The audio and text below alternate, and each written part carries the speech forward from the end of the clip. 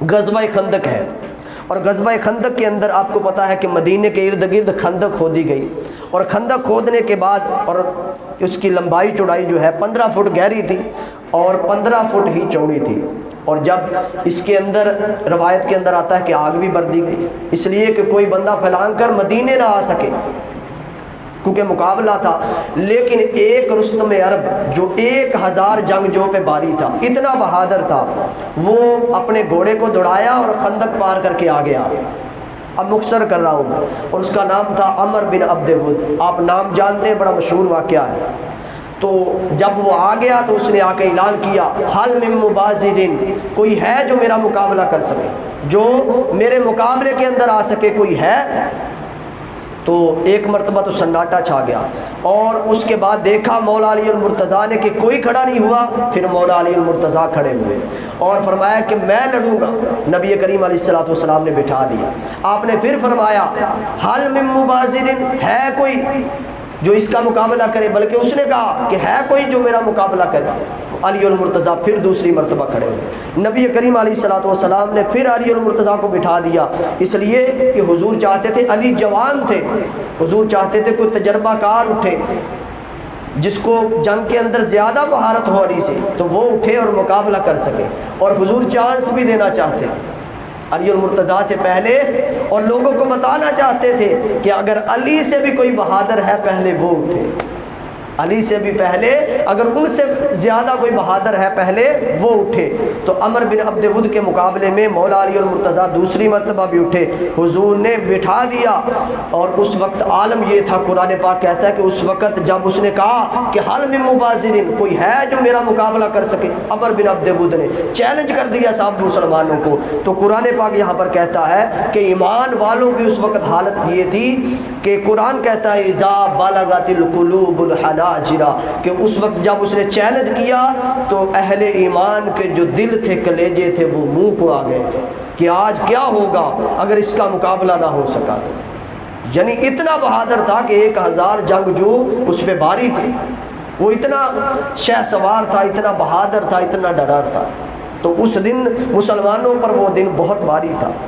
اور پھر حضور علیہ الصلوۃ والسلام نے دیکھا کوئی نہیں اٹھا، تو پھر حضور نے علی کو بلا لیا، مولا علی المرتضیٰ کو بلایا اور فرمایا کہ علی پہلے یہ جان لو کہ وہ کون ہے، جانتے ہو کہ وہ کون ہے، تمہیں پتہ ہے کہ وہ کون ہے؟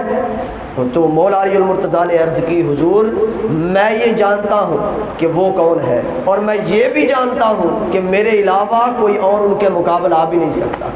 یہ دونوں چیزیں میں جانتا ہوں، اس کو بھی جانتا ہوں اور اس کی کتنی طاقت ہے یہ بھی میں جانتا ہوں، اور میں کیا ہوں میں بھی جانتا ہوں کہ میں کیا ہوں۔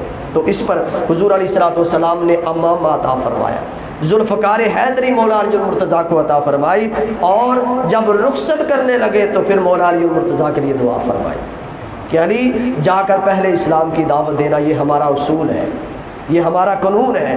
تو جب علی المرتضیٰ کو رخصت کیا، پیچھے سے ہاتھ اٹھا دیے اور مولا کے ہاں عرض کی، اے مولا غزوہ کے میدان کے اندر میں نے اپنے چچا زاد ابو عبیدہ بن حارث کو کھو دیا تھا، وہ تیرے پاس تو نے لے لیا تھا، اور غزوہ احد کے اندر میں نے اپنے شفیق چچا، مہربان چچا سیدنا حمزہ رضی اللہ تعالیٰ عنہ کو کھو دیا، اسے آپ نے واپس لے لیا تھا، لیکن اے مولا آج یہ جو میرا بھائی ہے مولا علی المرتضیٰ، اسے فتح عطا فرمانا، اسے فتح عطا فرمانا۔ فرمایا کہ اے مولا علی کو مجھ سے تنہا نہ کرنا، اسے واپس نہ لے لینا۔ یہ حضور علیہ الصلوۃ والسلام کی دعا تھی، اور جب یہ دعا ہوئی، اور پتہ ہے علی سے اتنی محبت کیوں ہے، حضور علیہ الصلوۃ والسلام کو علی سے اتنی محبت کیوں ہے؟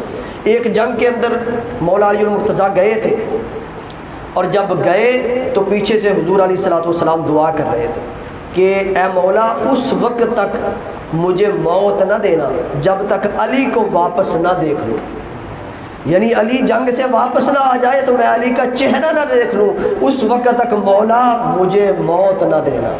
یعنی ساری کائنات موت کے وقت چاہتی ہے کہ نبی کریم علیہ الصلوۃ والسلام کا دیدار ہو جائے۔ اس سے بڑی اور کوئی بات نہیں ہے کہ ایماندار ایک مسلمان کے لیے کہ وقت نزاع ہو اور چہرہ مصطفیٰ سامنے ہو۔ سامنے چہرہ مصطفیٰ ہو، اس سے بڑی اور کیا بات ہوگی؟ لیکن ساری کائنات یہ چاہتی ہے، لیکن مصطفیٰ کچھ اور چاہتے ہیں کہ حضور اے مولا، اس وقت اگر مولا علی المرتضیٰ کا چہرہ نہ دیکھ لوں اس وقت تک موت نہ دے۔ حضور علی کو چاہتے ہیں، ساری کائنات حضور کو چاہتی ہے، اتنی محبت ہے۔ اور اس لیے حضور کو محبت اتنی ہے کہ ساری کائنات میں سب سے بڑھ کر حضور کو علی المرتضیٰ سب سے پیارے ہیں، علی المرتضیٰ سب سے پیارے ہیں۔ تو پھر کیا ہوا کہ عمر بن عبد ود اور مولا علی کا سامنا ہوا، آپ نے دعوت اسلام دی، اس نے کہا میں نے دعوتیں بہت دیکھی ہیں، اپنا تعارف کروا، اور جنگ شروع کرتے ہیں۔ تو کون ہے؟ اس نے کہا کہ میں علی بن ابی طالب ہوں۔ اس نے کہا اچھا تو ابی طالب کا بیٹا ہے، وہ تو میرا دوست تھا، جا میں نے تجھے معاف کر دیا، میں تجھ سے جنگ نہیں کرتا۔ تو مولا علی المرتضیٰ نے فرمایا کہ تو معاف کرتا ہے، میں معاف نہیں کرتا، تو میرا دشمن ہے، میرے رسول کا، میرے دین کا دشمن ہے، میں تیرے ساتھ جنگ کروں گا۔ تو عمر بن عبد ود نے کہا کہ پھر ایسا کر، اپنا شوق پورا کر لے اور مجھ پر ایک بار کر لے جو کرنا ہے، اس کے بعد تجھے یہ مہلت نہیں ملے گی۔ تو مولا علی المرتضیٰ نے کہا کہ میں نے اپنی زندگی کے اندر کبھی کسی پر پہل نہیں کی، کسی پر پہلا وار نہیں کیا، کیونکہ جب میں وار کرتا ہوں تو پھر دوسرے وار کی مہلت نہیں ملتی۔ یہ مولا علی المرتضیٰ کی شجاعت تھی کہ اس لیے کہ جب میں وار کروں گا تو پھر اگلا بندہ زندہ رہے گا تو دوبارہ پلٹ کر وار کر سکے گا نا۔ تو مولا علی المرتضیٰ بہادر اتنے تھے، جب ایک وار کر دیا تو اگلے بندے کی مجال نہیں ہے کہ وہ پھر پلٹ کر وار کر سکے یا وہ پھر جانور ہو سکے، پھر اٹھ سکے۔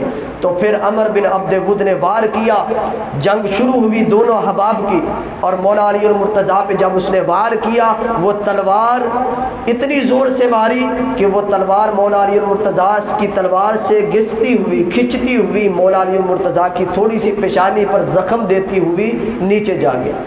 تو وہ اتنے سے مولا علی المرتضیٰ زخمی ہوئے، اور اس کے بعد مولا علی المرتضیٰ کی باری آ گئی۔ مولا علی المرتضیٰ نے نعرہ تکبیر بلند کیا اور ایک وار کیا، اور اسی وار سے اس کی تلوار بھی کٹ گئی، اس کا ہیلمٹ جو اس نے زرہ پہن رکھی تھی وہ بھی کٹ گئی، خود بھی دو ٹکڑے ہو گیا۔ مولا علی المرتضیٰ کے ایک وار نے عمر بن عبد ود کو شکست دے دی، اسے مٹا دیا، دنیا ہستی سے مٹا دیا، اسے تباہ و برباد کر دیا، اب دو ٹکڑے ہو گیا۔ اس پر پھر حضور علیہ الصلوۃ والسلام جو دعا کر رہے تھے، آپ نے صحابہ اکرام کے اندر نعرہ لگا دیا کہ علی جیت گیا ہے، اسلام جیت گیا ہے، دین جیت گیا ہے۔ اور ادھر عالم یہ تھا کہ گرد و غبار تھی، اڑ رہی تھی، کچھ پتہ نہیں چل رہا تھا کیا ہو رہا ہے۔ صحابہ نے عرض کی حضور ادھر تک کچھ پتہ نہیں لگ رہا، آپ فرما رہے ہیں کہ علی جیت گئے ہیں۔ فرمایا تم نے علی کا نعرہ نہیں سنا؟ علی جب نعرہ تکبیر کہہ دے تو پھر شکست نہیں ہوتی، فتح ہو جاتی۔ تو صحابہ اکرام پھر خوش ہوئے۔ اور آخری بات یہ بتانا چاہتا ہوں کہ مولا علی المرتضیٰ، امام ذہبی نے اس حدیث کو صحیح کہا ہے۔ کیا کہا ہے؟ صحیح حدیث پاک کہا ہے کہ مولا علی المرتضیٰ کا اس دن عمر بن عبد ود جو 1000 جنگجو کے برابر تھا، اس کی بہادری اتنی تھی، اس کے سامنے نکلنا، اس سے مبازرت کرنا، اسے صف سے نکل کر آگے جنگ کے لیے کہنا، اس کا مقابلہ کرنا، فرمایا میری امت کے تمام اعمال سے افضل ہے۔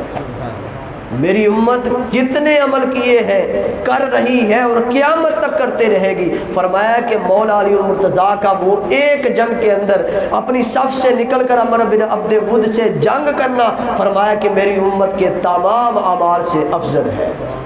یہ مولا علی المرتضیٰ ہے، یہ مقام مولا علی المرتضیٰ ہے۔ تو مولا علی المرتضیٰ کی چونکہ آپ کو پتہ ہے شہادت مسجد کے اندر تلوار لگنے سے آپ زخمی ہوئے اور اس کے بعد آپ وصال کر گئے، تو آپ نے ایک وصیت فرمائی تھی اپنے بیٹوں کو، حسنین کریمین کو، کہ جب میری شہادت ہو جائے تو میری قبر کو پوشیدہ رکھنا ہے، میری قبر کو پوشیدہ رکھنا ہے، بتانا نہیں ہے کسی کو، اس لیے کہ فرمایا کہ میری تلوار سے اب تک قتال کے اندر، جہاد کے اندر 40,000 لوگوں کو میں نے اپنی تلوار سے قتل کیا۔ فرمایا کہ میری زندگی کے اندر کوئی اس کا بدلہ نہیں لے سکا، اس لیے ہو سکتا ہے جو خارجی ہیں، جو میرے دشمن ہیں، وہ میری قبر کی بے حرمتی کرے، اس لیے فرمایا کہ میری قبر کو تم نے پوشیدہ رکھنا۔ یہ وصیت کر کے مولا علی المرتضیٰ اللہ کے حضور چلے گئے۔ دعا ہے اللہ تبارک و تعالی ہمیں آپ کی سیرت پر عمل کرنے کی توفیق عطا فرمائے۔ آمین وآخر دعوانا ان الحمد للہ۔